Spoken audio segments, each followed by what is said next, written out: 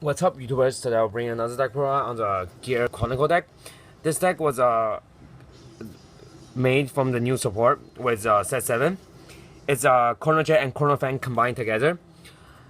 In Japan, people play it separately, and before it came out in US, people were talking about it and how they should play it. A lot of people were thinking about separately as well, but when I look at it, I feel like they could work together just fine. Because Chrono Jet is about time leap, Chrono Fan is about time bind. So both card works well. Like if you time leap and you change it, so the time leap card was stuck there and in the bind zone and cannot come back, which Chrono Fan is just perfect for it. I mean, both grade 3 are good. And with Chrono Jet, it's separate deck. Chrono Jet has a good backup grade 3 since you could bounce it back to Chrono Jet instantly, even if you ride that, so you have no problem with it. But with Chrono Fan, you can't. Because grade 2 is not it's a grade 3 is not that good, so I feel like combining them together works really well. And then we tested today in tournament, went undefeated, but because of time, so dropped. So I feel like this deck's pretty good. Starting Vanguard, we have Chrono Drain. Skill is put this into your soul when this being put into a bind zone from rare. So you go by putting it into soul, you could call a Chrono Jet Dragon out, and at the end turn bounce that Chrono Jet back to your hand. So if you time leave this card, you get a grade 1 and a grade 3, which is a column, so which is an attack column, and then grade 1 bounce it back. Even though you don't get Chrono drawn anymore, you get a grade 3 to your hand for next turn strike. Then moving on for grade 3, we have 4 Chrono Jet. Good version of it.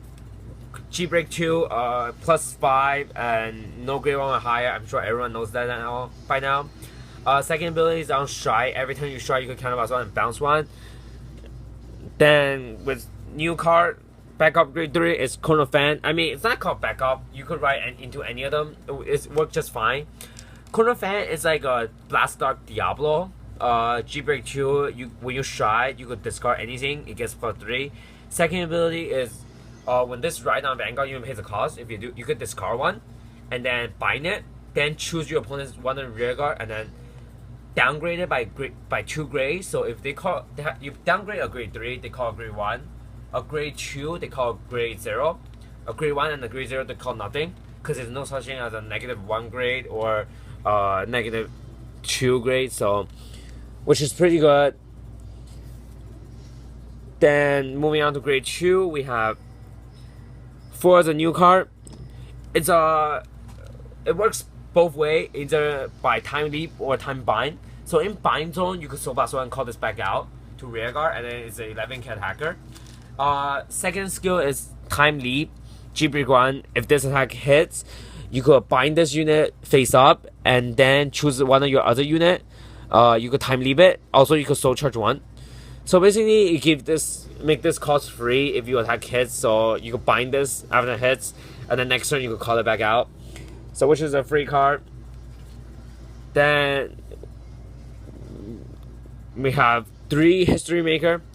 Time Leap, which is pretty good. It gives your Chrono Fan or Chrono Jet any unit you have like good plus, and you can call it anything basically with whatever you time leap. If you time leap grade 1, you call grade 2, which usually you call into upstream. Upstream is an attacker on its own, which 13k bringing a grade 1 for you for next turn you set up. The only reason why Chrono upstream is good, because whatever you call out, it doesn't leave, so you could keep it, and next turn you could go with it. With time leap, it goes back to the bottom deck at the end of the turn, so you lose the stuff.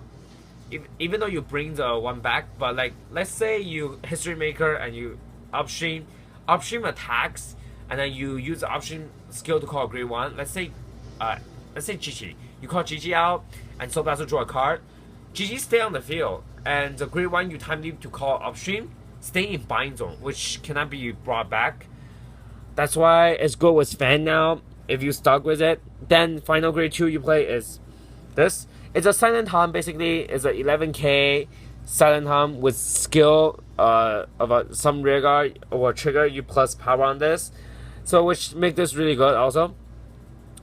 Then for grade 1, we play 4 perfect guard. On flip, and to guard against high attack power that doesn't say you cannot guard with grade 1 or higher. So with new cricket GR stride, it's if your opponent use it twice or three, I think it was 3 times, they could go up to 90k, so which is really powerful. Without the perfect, you cannot really guard it. Then we play straight 3 strider. If you have Chrono Fang, I mean, you don't have to worry about what you use to strike, because anything strike, you discard as a strike and you can bind them. But with Chrono Jet, you still need to have a grade 3 to strike, so that's why you still need to play this. Then we play 2 Time Breaker Dragon. Time Breaker is only for set up your board before you attack. So for instance, if you don't have a History Maker on your board and you need it, you could just call this out and then bring History Maker out, and then next turn you could just and then when you attack, you History Maker skill and then bounce a lot of stuff, do extra attack with it. Then we play 3 Steam Maiden. Her purpose is to call a stand trigger, so you can time leap it, or critical trigger for Chrono Jet. So when you next stage your opponent, your Chrono Jet comes out, and with the 16 is really weak, but with a critical trigger it becomes 21 by 1. If 2 critical trigger, it becomes 26, and you draw 2 cards if you use 2, so you don't lose anything. And since this grade 1 goes back to the deck, you call the critical trigger from the deck for free. So and you draw 2, you're not losing anything, and all you losing is missing a 2 critical from it. But your Vanguard has a huge power on it, so your opponent usually cannot go out with 5. Then we play 1 copy of Chi Chi. Time Leap, call it out, you will so fast to draw a card, 3+ early game, so that's the only point. Then you play one of the new one. When you could Time Leap this to call it out, and then you could Time Leap this to bind it. If you bind it, you gain 5k to your unit, so basically you bind this, you could add 5,000 to this unit, so it becomes 16 on its own, which is pretty good. Then moving on to the trigger, we have a crit for the soul charge one, and then 4 other crit, then 4 heal. I mean, with the format of G Guardian, you have to play 4 heal, you want to use it as much as you can. Then 2 stand trigger. Like I said, you don't rely on stand trigger to stand your unit, you rely on the skill. So that's the reason why you play 2, is because you don't want to hit into a damage zone, so that you cannot use it anymore. So by playing 2, even if 1 hit in the damage zone, you still have a second one to time leap to activate skill. So skill is when this plays on bind zone, you put this to bottom deck, then draw 2 cards, choose a card from your hand and return it, then shuffle your deck. So basically it's a +1, and you get a free grade 1 out of it from time leap. So and then you don't have to worry about if this card's stuck in the bind zone or not. Then we play 2 draw trigger. To draw hand, you still want hand.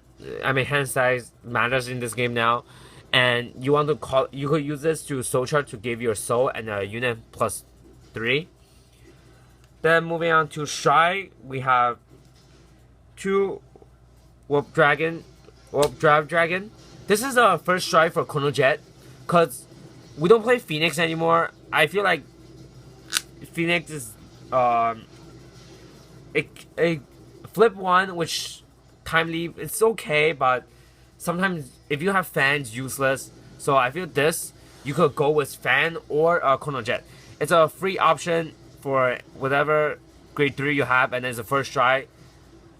Skill is pretty good also. You could time leap 1, and then you could bounce one of your opponents since you have 1 face up. Then we play 1 copy of the new Shrine. This is when you have fan, you could go for it. So this way, your free Shrine give you a free GB1. Skill is when you reveal a grade 3, you could +5 to this unit and time leap a unit you have. So basically, it's also, you could also time leap with this and +5. So without a booster, 26. Reveal a grade 3, make it 31, and you still time leap. So which it's like other unit it's like other time leap unit, so it does the same thing. But the only difference between this and the Phoenix is Phoenix is automatic. This had to reveal a grade 3 in order to do it. Then moving on, we have 4 Chrono Jet. Next stage good. I mean, two times your opponent usually lose, cause the card itself is okay. I mean, Standing Vanguard, no, like almost every deck has it. But the difference between this and other ones is that you bring back Chrono Jet, which your opponent cannot guard with grade 1 or higher. If you have a booster, you don't use a booster. You swing with this by itself with 26. You give all the trigger power to the back row, and then Chrono Jet with a booster swing. Let's say you pull double trigger, and then all add to a 7k booster, and then Chrono Jet swing with 16 plus that 17, that's 32, 33. If you have a critical trigger, that's another 5, so that's 38. And your opponent can only go with grade 0, which is really good. The power is really good. Heavy. Then we play 4 Interdimensional Dragon, Bind Time Dragon. It's the main card for Chrono Fang.